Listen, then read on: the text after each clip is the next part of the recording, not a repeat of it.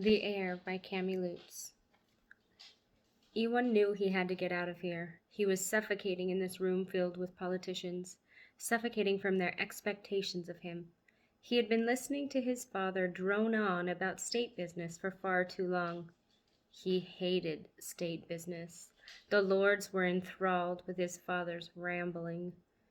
The panic squeezed his lungs again, telling him that he needed freedom.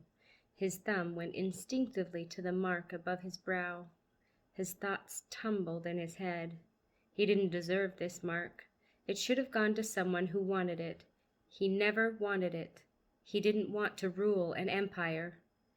Ewan's need to be climbing the mountainside was increasing. It was like an itch he couldn't reach. It was driving him insane. Looking back at his friend Taran, he nodded. Duke Taran of Prylea, apprentice to his father Lord Rayleigh, had been coming to the castle since they were little boys. He knew how much Ewan detested these meetings. He had helped him escape many times over the years, even more over the last several months, since his father's announcement that he would soon turn the empire over to him. Keeping his eyes on his father, Ewan scooted to the edge of his chair and began standing. His legs bumped the chair, pushing it backward.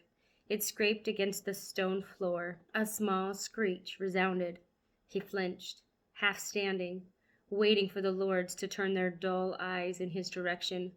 Nothing changed.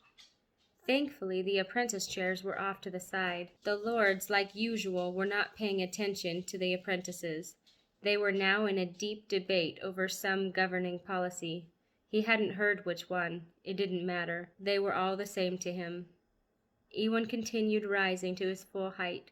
Seeing no hint that he'd been spotted leaving his assigned seating, he slowly made his way to the door. Taran slipped out of his own chair, adeptly moving into Ewan's position. Just before the door closed with him on the other side, he looked back at Taran, and they nodded to each other one last time.